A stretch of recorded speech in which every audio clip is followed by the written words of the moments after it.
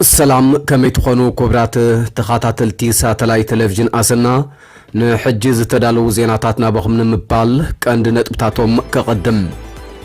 من قد اير اتحاد مسمرات افيشن افريكا داغمين محداس نمسفحنا بزحانصو استراتيجيا وطن ناب اسمرا كاب شوعة حدار 2026 جميرو قطتاو برراتات كم زجمر بوقعي محبارم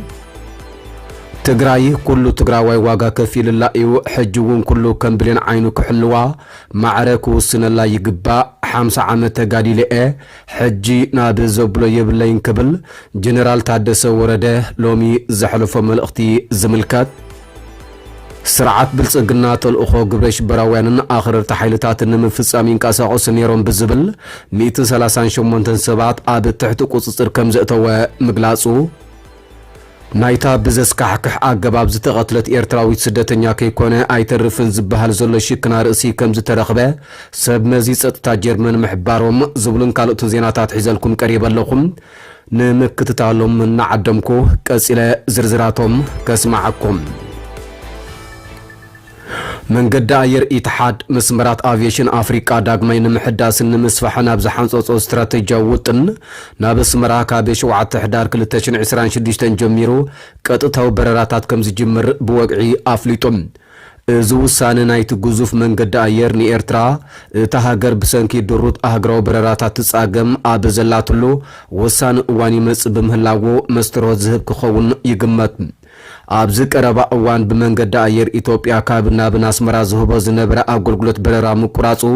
ኣብ ልዕሊ ኤርትራውያን ገያሾ ጸጥ ፈጢሩ ጸኒሒኡም ዝውሳነ መንገድ አየር ኢትሓድ ነታን ነውሕ እዋን ንስውስናት ዓለም ለኸው በረራታት ዝጸንሐት ሃገር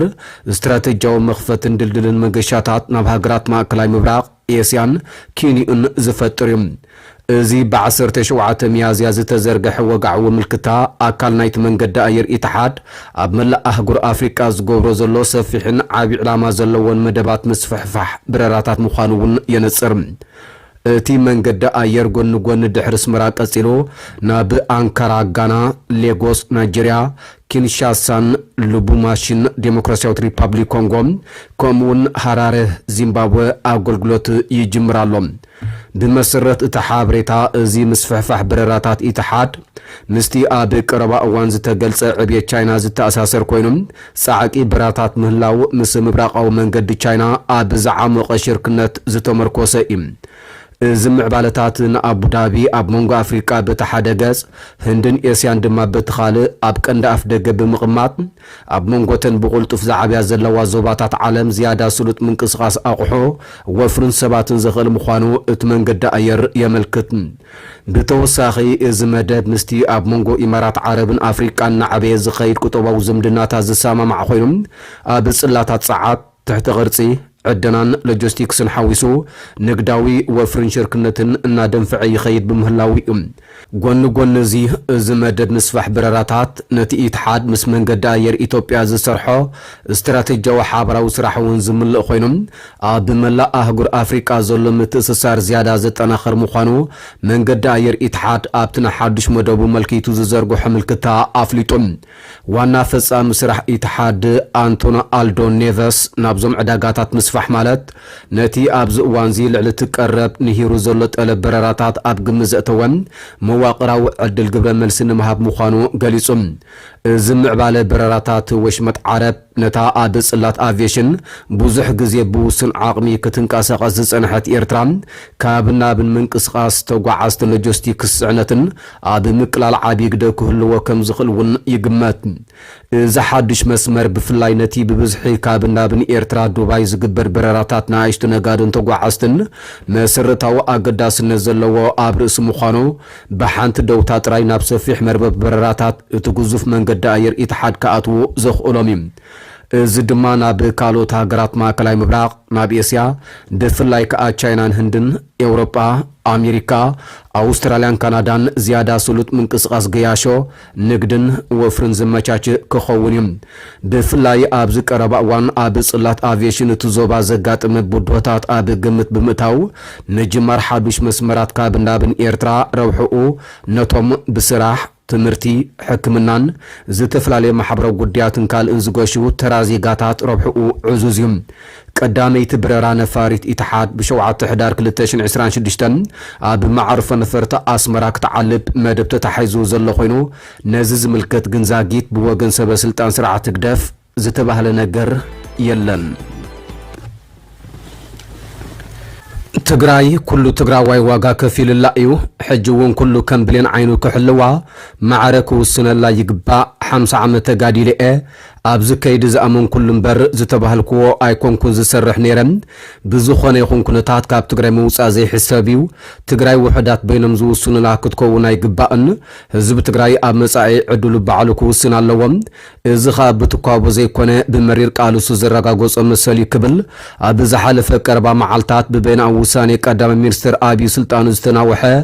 ጀነራል ታደሰ ወረደ ኣብ ናይ ፌስቡክ ድረገጽ ቤት ጽሕፈት ፕሬዚደንት መልእኽቲ ኣሕሊፉም ጀነራል ታደሰ ወረደ ሽሞት ፕሬዝደንትነት ግዚያዊ ምምሕዳር ኣብ ዝሓለፈ ሰሙን ብቀዳማይ ሚኒስትር ኢትዮጵያ ምስተናወሓሉ ንፈለማ እዋን ጋዜጣዊ መግለጺ ኣብ ዝሃበሉ እዋን መራሕቲ ህወሓት ስልጣን ከይትቕበል ኢሎም ከም ዝነበሩን ከም ዘይተቐበሉን እዩ ተዛሪቡ ነይሩ እቲ ዝተናወሐ ስልጣን ፕሬዝደንትነት ብገለ ምኽንያት ከካትዕ ዝቐነየ ኮይኖም ህወሓት ኣብቲ መስርሕ ከም ዘይተሳተፈን ከም ዝተገለለ ከምኡውን መንግስቲ ፌደራል ንብሕቱ ከም ዝወሰነን ብምንቃፍ ነቲ ውሳነ ከም ዘይቅበሉ ምግላጹ ዝዝከር እዩ ከምኡ ድማ ስልጣን እቲ ፕሬዝደንት ዝተነዋሓሉ ኣገባብ ግሉጽነት ዝጎደሎ ኮይኖም እቲ ዝተጠቕሰ ደንቢ ኣብ እዋን ኩናት ትግራይ ቅድሚ ምፍራም ውዕል ፕሪቶሪያ ዝወፀ እዩ ነይሩ እዚ ብዝምልከት ካብ ቢቢሲ ዝቀረበሉ ሕቶ ምላሽ ዝሃበ ቤት ጽሕፈት ቀዳማይ ሚኒስተር እቲ ዝተጠቕሰ ደንቢ ከም ዝእረም ንቢቢሲ ምግላጹ ዝዝከር እኳ እንተኾነ ዛጊት ግን ዝተኣረመ ነገር የለን ፕሬዚደንት ግዚያዊ ምምሕዳር ትግራይ ሌተናንት ጀነራል ታደሰ ወረደ ኣብቲ ኣብ ዝሓለፈ ሰሙን ሚድያታት ትግራይ ዝሃቦ ጋዜጣዊ መግለጺ ኣብ ገለቶም ወሰንቲ ጉዳያት መብርህ ክህብ ፈቲኑ ነይሩ እቲ ፕሬዚደንት ሓደ ዘልዓሎ እቲ ብማዕከናት ዜና መንግስቲ ፌደራል ዝተመሓላለፈ ጸብጻብ ዝምልከት ኮይኖም ኣብቲ ክልል ዝርከብ እዋናዊ ኩነታት ዘይጠቅስ ናይ በተኺ ተባሂሉ ክንቀፍ ዝቐነየ እዩ ንሱ እቲ ዝተሰርሐ ሓቂ ክዕበት ከም ዘይክእልን እቶም ኣብቲ ጸብጻብ ዝቐረቡ ምስልታት እውን ናይ ቀረባ ግዜ ምስልታት ምዃኖም ብምግላጽ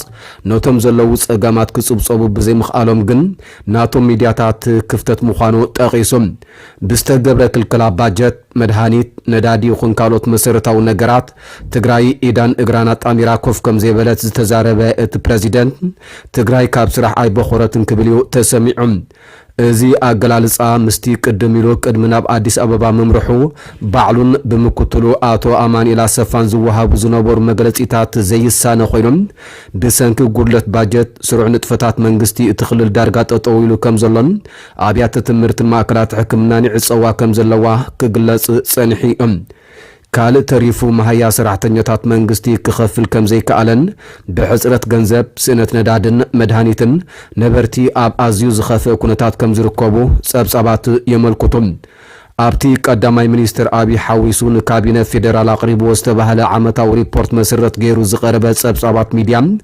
ኣብቲ ክልል ሰፋሕቲ ንጥፈታት መንግስቲ ዳግመ ህንጸትን ሕውየትን ከም ዝተሰርሑን ዕውት ዓወት ከም ዝነበረን ኮይኑ ቀሪቡ ጀነራል ታደሰ ወረደ ኣብ መግለጺኡ ነቲ እዋናዊ ኩነታት እቲ ክልል ዘይምጥቃሰን ናይተን ሚድያታት ክፍተት እዩ እንተበለኳ እቲ ኣብ ጸብጻቡ መሰረት ገይሩ ዝቐረበ ሪፖርት ግን ብሓሶት ኣይከሰሰን ወይ ድማ ኣይነጸገን እቲ ንብዙሓት ቢቢሲ ዘዘራረቦም ነበርቲ ዝቆጠዐ ጸብጻብ እርማት ክግበረሉ ከም ዝሓተተ ዝገልጽ ነገር የለን ወይ ድማ ሙሉእ እቲ ዘቕረቦ ሪፖርት ዝተፈልየ እንተኮይኑ ብክልላዊ መንግስታዊ ሚድያ ክተሓላለፍ ኣይተገብረን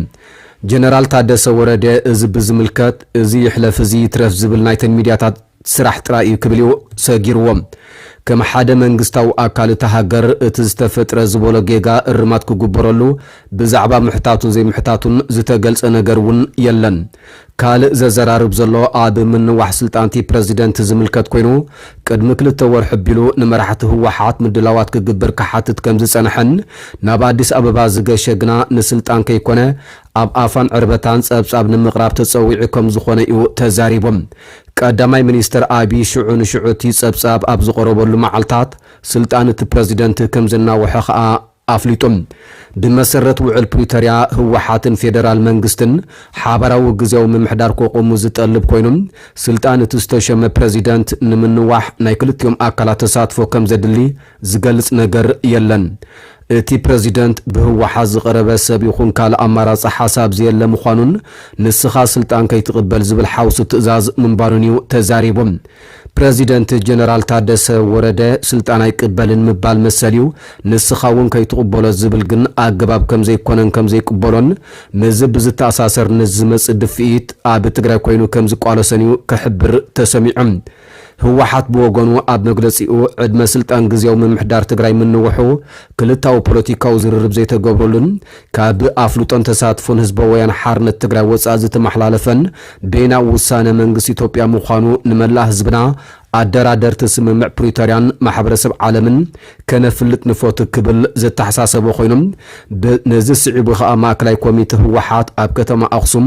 ህፁፅን ኣገዳስን ዝበለ ኣኼባ ክካይድ ቀኒዩሎም ብመሰረት ምንጭታት ማእከላይ ኮሚቴ ህወሓት ኣብ ዘካየደ ህፁፅ ኣኼባ እቲ ብቀዳማይ ሚኒስትር ኣብይ ዝተኻየደ ቤናዊ ምንዋሕ ስልጣን ፕሬዝደንትነት ንውዕል ፕሪቶሪያን ሕገ መንግስታዊ ተሃገርን ዝጻረር ኣብ ርእሲ ምዃኑን መቐጸልታቲ ኣብ 2020 ኣብ ልዕሊ ህዝቢ ትግራይ ዝተኣወጀ ዘርኢ ምጽናት ምዃኑ ገምጊሙ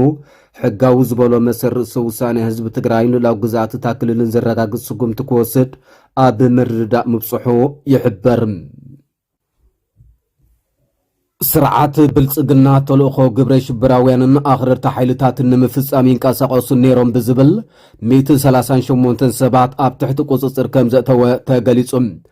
ኣገልግሎት ሃገራዊ ስልያን ጸጥታን ንሰላምን ጸጥታን ኢትዮጵያ ንምዝራግ ከምኡውን ንዝመጽእ ሻብዓይ ሓፈሻዊ ምርጫ ንምዝራግ ምስቶም ኣብ ጫካ ዝንቀሳቐሱ ግብረ ሽበራውያንን ኣኽረርቲ ሓይልታትን ክብል ዝገለጾም ምትእስሳር ነይርዎም ብዝብል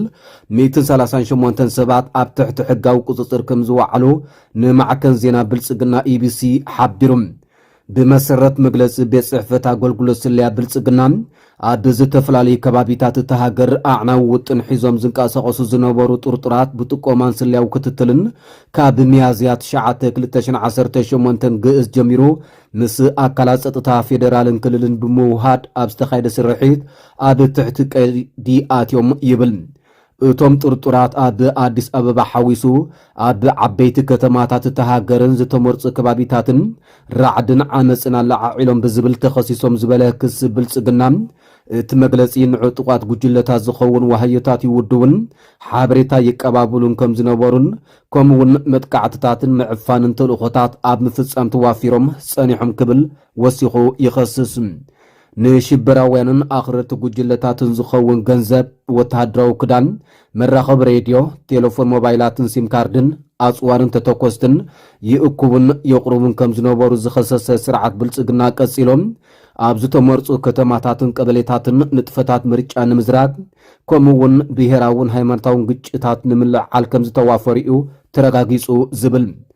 ገለ ካብቶም ጥርጡራት ምስ ከም በዓል አልሸባብን ዳዕሽን ዝኣመሰሉ ዓለም ለኸውያን ግብረ ሽበራውያን ርክብ ብምፍጣር ኣብ ሶማልያ ናይ ግብረ ሽበራዊ ስልጠና ከም ዝወሰዱ ዝገለጸ ስርዓት ብልጽግና ነዚ ኩሉ ዝጠቐሶ ክስታት ዘረጋግጽ መርትዖ ወይ ጭብጢ ግን ኣይቕረበን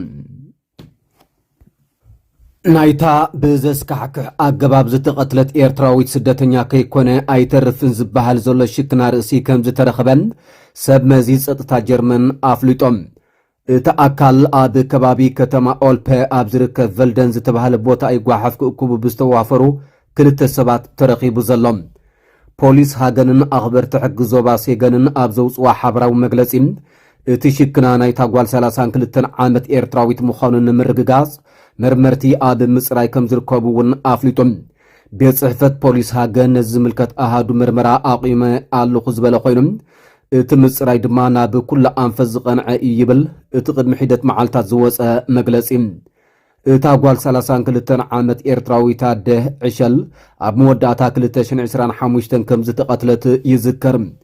በቲ ቅትለት ዝጥርጠር ሰብ ኣብ ቀይዲ ኣትዩ ከም ዘሎ WDR ዝተባሃለ ማዕከን ዜና እውን ሓቢሩ እዮም ብ17 ሕዳር 2025 ፈለማ ዝተቆረፀ ኣእዳው ናይታ ኤርትራዊት ሓታቲት ዕቁባ ኣብ ደረት ጽርግያ ተረኺቡ እዩ بتمسمر اتزور زنبر سبيتي زينوبر نجر دحر مرآيا نبوليس بمحبارا إيو أعداو سب مخانو تفليتم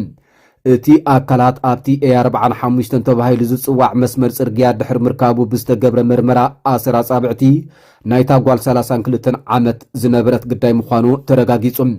ناي سلسته ورحي عشل ولادا دما اب اف دغ حد دبري اورثودوكساويت بيتكريستيان اب عربيا حصانا تغديفو صنيحم بخمي ناب اف دغتي دبري كم زتوسده زاغيت زتفلط يلن اب زوانزي اتهصان اب معقبي قلعي لكم زلون اتحابريتا افليطلهم